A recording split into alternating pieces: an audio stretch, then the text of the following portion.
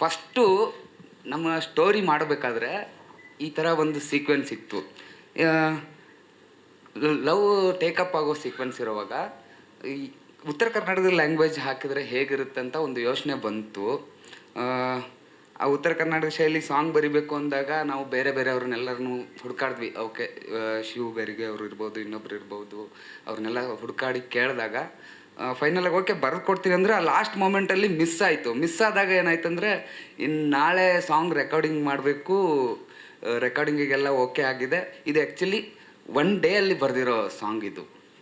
1 ಡೇಯಲ್ಲಿ ಒಂದು ರಾತ್ರಿ ಒಂದಷ್ಟು ಪ್ಯಾಕ್ಗಳು ಖಾಲಿಯಾಗಿ ಸಾಂಗ್ ಉಟ್ಕೊಂಡಿದ್ದು ನಿದ್ದೆನೇ ಇಲ್ದೇನೆ.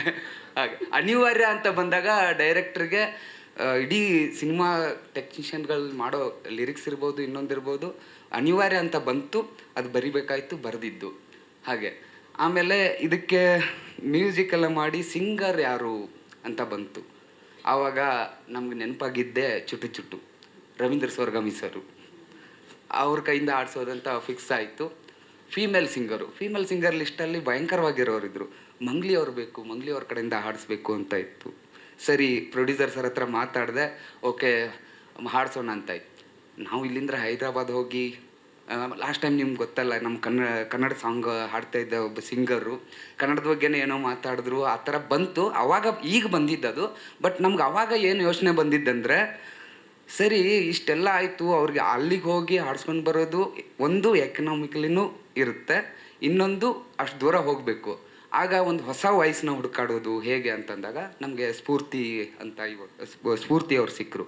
ಆ್ಯಕ್ಚುಲಿ ಏನಂದರೆ, ಆ ಹುಡುಗಿನ ಫಸ್ಟ್ ಬಂದ ತಕ್ಷಣ ನೋಡಿದ ತಕ್ಷಣ ಈ ಹುಡುಗಿ ನಂಗೆ ಸ್ಟ್ರಾಂಗಾಗಿ ವಹಿಸ್ಬೇಕು, ಈ ರೇಂಜಿಗೆ ಹಾಡ್ತಾರ ಅಂತ. ಆ ಹುಡುಗಿನ ನೋಡಿದ್ರೆ ಇನ್ನು ಎಷ್ಟಿದ್ದಾರೆ ಹಾಡ್ತಾರ ಅಂತ ನಮ್ಮ ಮ್ಯೂಸಿಕ್ ಡೈರೆಕ್ಟರ್ ಹತ್ರ ಮಾತಾಡಿದೆ ನಾನು. ಇಲ್ಲ ಹಾಡ್ತಾರೆ ಅವ್ರ ಹುಡುಗಿ ಅಂತ. ರೆಕಾರ್ಡಿಂಗ್ ಬಂದಾದಮೇಲೆ ಹಾಡಿದ ಮೇಲೆ ಗೊತ್ತಾಯಿತು, ಸರ್ ಒಂದು ಮಾತು ಹೇಳ್ತೀನಿ, ಈ ಸಾಂಗ್ ರೀಚ್ ಆಗುತ್ತೆ, ಮಂಗ್ಲಿನ ಮೀರ್ಸೋ ಥರ ಬೆಳೀತಾರೆ ಅಂತ ಒಂದು ಭರವಸೆ ಹೇಳ್ಬೋದು.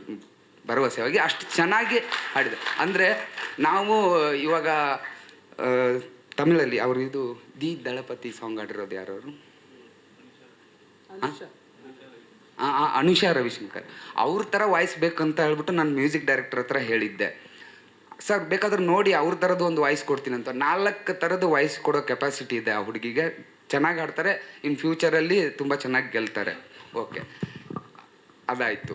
ಇದು ಸಾಂಗ್ ರೆಡಿ ಆಯಿತು. ರೆಡಿ ಆದಮೇಲೆ ನಾವು ಕೋರಿಯೋಗ್ರಾಫರ್ ಯಾರು ಅನ್ನೋದು ಒಂದು 10 ಇಯರ್ಸ್ ಬ್ಯಾಕೆ ಫಿಕ್ಸ್ ಆಗಿತ್ತು.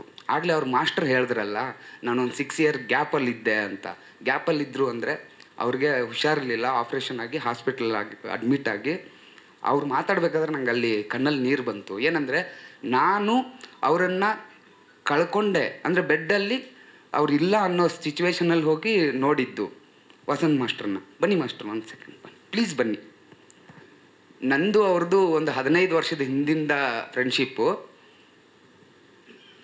ಯಾಕೆ ನನಗೆ ಅಷ್ಟು ಎಮೋಷನ್ ಅವ್ರು ಬರೋಕ್ಕೆ ಹೇಳ್ತಾ ಇದ್ದೀನಿ ಅಂದರೆ, 6 ಇಯರ್ ಅವ್ರು ಗ್ಯಾಪ್ ತೊಗೊಂಡಿದ್ರು, ಬೇರೆ ಯಾವ ಮೂವಿನೂ ಮಾಡಿರಲಿಲ್ಲ. ಆಮೇಲೆ ಅವ್ರನ್ನ ನಾನು ಕಳ್ಕೊಂಡೆ ಅಂತ ಹೇಳಿಬಿಟ್ಟು ನಂಗೆ ನ್ಯೂಸು ಬಂತು, ಅವರು ಇಲ್ಲ ನೋ ಮೋರ್ ಅಂತಲೂ ಬಂತು ಹಾಸ್ಪಿಟ್ಲಲ್ಲಿರೋವಾಗ. ಆವಾಗ ನಮಗೆ ಆಗಿರೋ ದುಃಖ ತುಂಬ, ಅಂದರೆ ಆ ದುಃಖ ತಡ್ಕೊಳಕ್ಕಾಗದೇ ಇರೋ ದುಃಖ.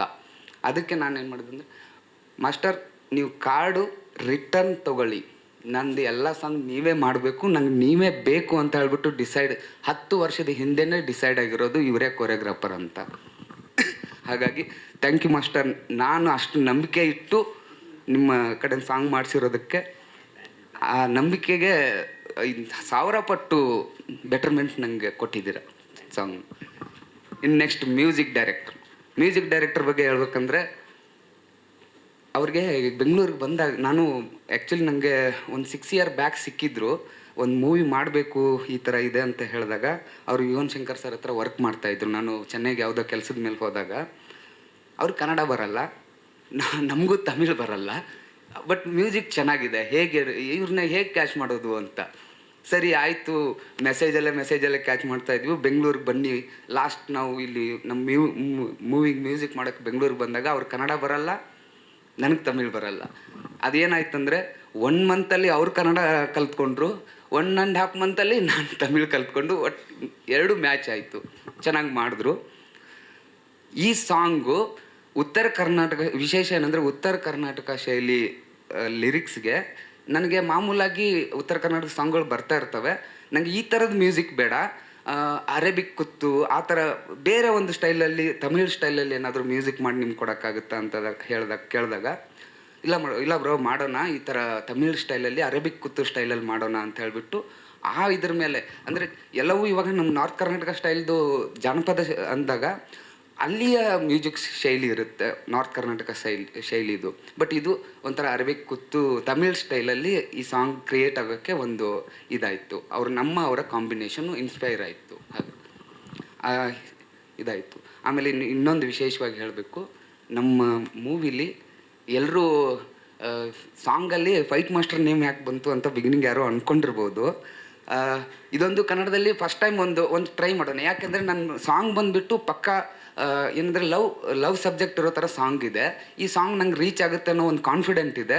ಅದ್ರ ಜೊತೆಗೆ ನಂದು ಮಾಸ್ ಸಿನಿಮಾ ಅನ್ನೋದನ್ನು ಹೇಗೆ ತಲುಪಿಸೋದು ಅಂತ ಹೇಳ್ಬಿಟ್ಟು ಕೂತ್ಕೊಂಡು ಯೋಚನೆ ಮಾಡಿದಾಗ ಓಕೆ ಏನು ಮಾಡೋದು ಅಂದಾಗ ಇದೊಂಥರ ಎಂಡಲ್ಲಿ ಒಂದು ಫೈಟ್ ಸೀಕ್ವೆನ್ಸನ್ನ ಒಂದು 10 ಸೆಕೆಂಡ್ 20 ಸೆಕೆಂಡ್ ಇಟ್ಟರೆ ಒಂಥರ ವಿಶೇಷವಾಗಿರುತ್ತೆ, ಹೊಸದಾಗಿರುತ್ತೆ ಅಂತ ಹೇಳ್ಬಿಟ್ಟು ಯೋಚನೆ ಮಾಡಿ ಎರಡನ್ನೂ ಒಟ್ಟಿಗೆ ಸಾಂಗ್ ಜೊತೆಗೆ ನಮ್ಮ ಪಕ್ಕ ಮಾಸ್ ಲವ್ ಸ್ಟೋರಿ ಅನ್ನೋದನ್ನು ತಲುಪಿಸೋಗೋಸ್ಕರ ಈ ಥರ ಒಂದು ಕಂಟೆಂಟ್ನ ಎಂಡಲ್ಲಿ ಇಟ್ಟಿರೋದು.